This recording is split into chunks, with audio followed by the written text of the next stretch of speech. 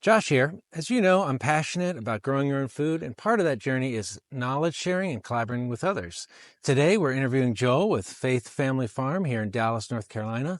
Joel, welcome. Thanks for joining us. Yeah, thanks for having me. I really appreciate it, John. Yeah. Well, maybe you can start by just telling me a little bit about what you do here on the farm. Yeah, so here at Faith Family Farm, we've got an 85-acre Beyond Organic permaculture farm where we teach sustainable agriculture and we teach the concept of food as medicine through creating nutrient-dense soil that thus creates nutrient-dense food. So we're all about trying to help people grow their own food in their own backyard. And we're always experimenting with what works, what doesn't, just try a little bit of anything here. What got you started and interested in the first place? A lot of it started with my dad. So my dad was a professional farmer and he would go across the country teaching pomology, which is the study and production of fruit trees. And so he would go from New York State all the way to Washington State to try to teach them. And that really instilled the passion for me to be able to get into farming. Interesting. What would you say your newest adventure here on the property is?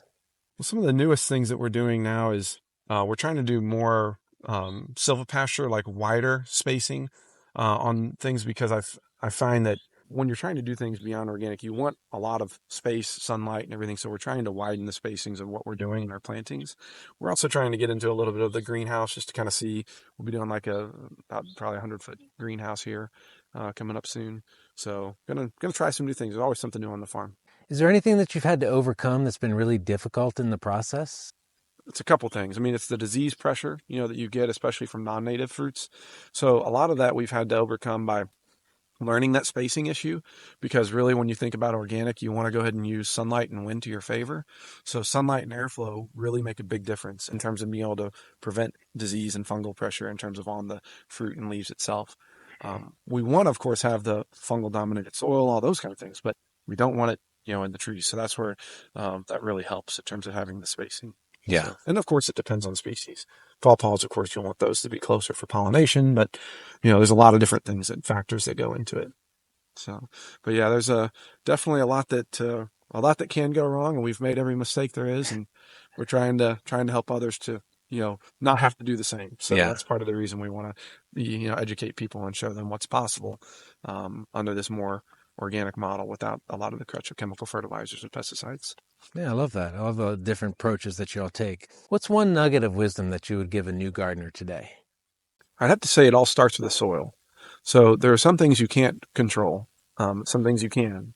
And one thing is with soil, you can bring in soil. You can actually build your own compost and make it using leaves and wood chips. And so a lot of it, to me, starts with the soil. It's like my dad always said, you want to put a $5 tree into a $50 hole, so you really want to go all out. And that's why we add in our aged compost, and we put on our azomite clay and our mycorrhizal fungi inoculant and things like that to really establish a good ecosystem. Because when you have an ecosystem underground, that means there's a whole lot going on. There's a lot of bugs and things they're pooping, creating nitrogen, all that stuff. So that's creating an environment that then you don't have to put on the chemical fertilizers or pesticides, because basically the tree is living out its true nature. It's being happy, fed with what it needs.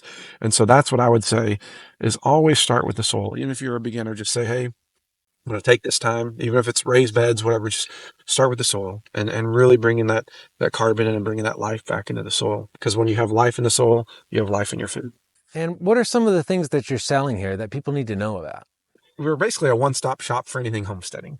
So you can come and get anything you'd want in terms of perennial. We do from the ground up. So we sell the compost. We sell we also the aged mulch. You can get that by the bag or by the truckload. In terms of tractor scoops.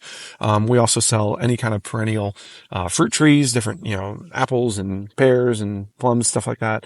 Raspberries, strawberries, blackberries, all those kind of things. So you can get any of your perennial things that you think would like to try to grow here. We pretty much selling it. And then we also sell, in terms of our main product that people can buy, medicinal, we sell our elderberry syrup. So it's our Faith Family Farm elderberry syrup, and it's got all our own berries from our own elderberries here, as well as local raw honey, and even the ginger's mulch grown by my father-in-law down in Florida. So it's got a lot of, everything is, again, all over ground. It's really good. How can people get in touch with you and get these products? faithfamilyfarmstead.com. So www.faithfamilyfarmstead.com.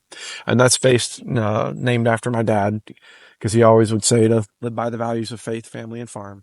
And so that's why we named the farm after him. So in memory of him. So he's definitely here with us in spirit. He had passed away when I was younger. So, That's lovely. Yeah. but many blessings to be able to get people in community out. That's what it's all about. Yeah, absolutely. That's what it's all about. Yeah.